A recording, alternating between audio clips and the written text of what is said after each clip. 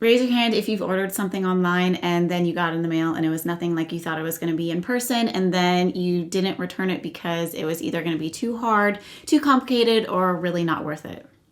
Having a fashion-centered channel here on YouTube for the last 3 years, I've done a lot of online shopping, even more so than I already was before my YouTube channel, and I've learned some of those things the hard way. So please let me share what I've learned with you. This is also part of a series. I go into much more detail on TikTok and here on YouTube Shorts as well. I don't really understand YouTube Shorts, but we're getting there. So I think the first important thing to keep in mind is what attracted you to that piece. Was it how it was styled?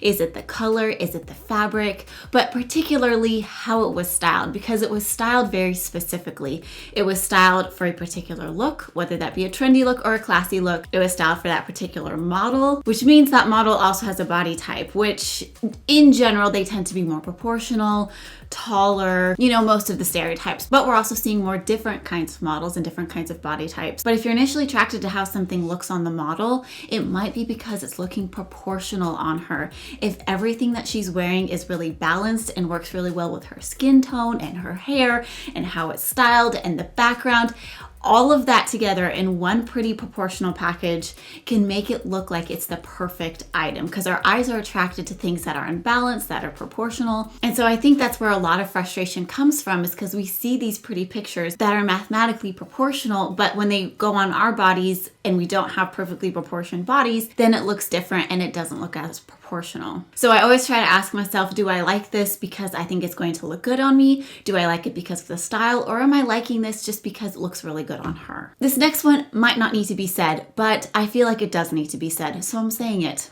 And that is, everything is photoshopped. Nothing you see online is exactly as it appears in person. And part of that, to be honest, is because things on camera are not as they seem in real life. I think I should actually flip that around. Things in real life are not as they seem on camera. This happens all the time. I experience myself when I film something and I'm like, the color isn't really showing as I'm seeing it in real life. Or maybe the proportions seem off because there's a lens on a camera, which can sort of distort things at times. And especially with lighting, lighting can look different in different spots. And so something that you're seeing in a picture might be well lit, it might not be well lit. And just because of the lighting, it could look really different. And so of course, in a marketing picture, it is going to be meticulously maintained so that the full essence is showing through for the garment. I think this is especially apparent when you click on different colors of a garment and it's just changing the color. It's literally not changing the model or the pose. And you can tell they're just putting some kind of coloring on it. For those ones, I try to find the original photo that they're adding the color to or changing the color on, because then you can see some of the details I'm going to talk about here in a second. But also remember that everything is very thoughtfully and expertly styled. So if something is laying flat and you see it has a nice little waist on it, but it's like just a top, or maybe even a baby doll. I've seen some baby dolls where they like lay it so that it actually has a waist, but baby doll dresses don't have waists. They're trying to sell you a look which may or may not actually be achieved through that garment. This also reminds me of like when you'd go in store and you'd see a mannequin and you'd see the extra fabric pinned to the back of the mannequin so that it looked much more form-fitting and it was showing off the body of the mannequin, giving the impression that if you wore it, that shirt would also give you the body of the mannequin. But they literally pinned it in the back. Another thing I look at is the cuff of the shirt and the hem of the shirt and kind of where those two correlate.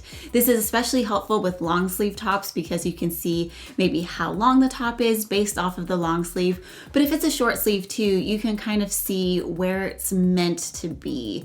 If you kind of follow that sleeve down, where is it going to hit in relation to the elbow? Where is the elbow in relation to the waist? And where is that in relation to the hips and how long it is? This can be really deceiving in lay flat photos because if something is already extra long and the sleeves are supposed to be extra long, then it could just completely throw you off when looking at the hem versus the cuff length because it's already extra long, which is why I prefer to look at it on models and see where different things hit on the model and how that's fitting the garment.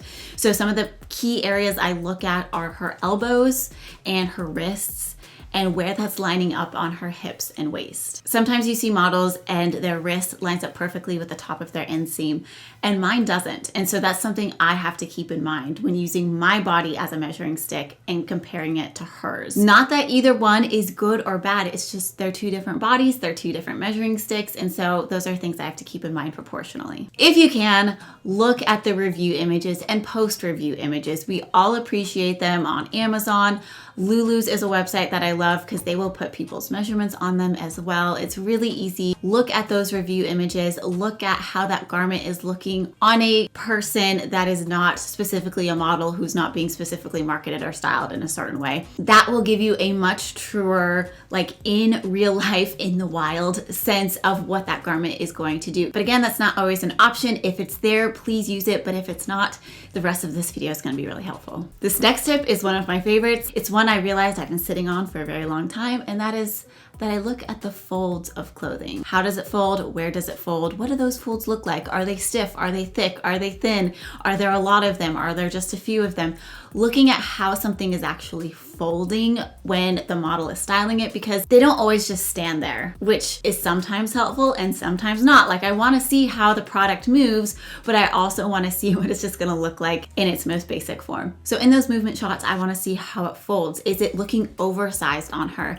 Being 5'5", I know that something that looks extra oversized on a model is going to look really oversized on me, even though I'm not as thin as the model. But especially around the knees of jeans, you can see, is it thin? Is it stretchy? How tight are the jeans? How thick are the jeans? There's definitely like that authentic rough jean, very stiff feel, and that's very different from a soft, very stretchy, spandexy jean. Which can bring me to this next section, which is more of a very niche tip and technique, but it comes to distressing. When you see a pair of jeans that are distressed, but you can tell are very tight, unless they are wide leg jeans. Straight leg jeans can work here too, but if they are skinny jeans or jeggings and they're ripped, your skin is going to pop out of those rips, and it's just a terrible look. I've been bit by this before, and they weren't even skinny jeans, and they were still just so tight that the skin of my knees would pop out of the distressing. And so there is a balance between distressing and how stretchy of the jeans you want them to be.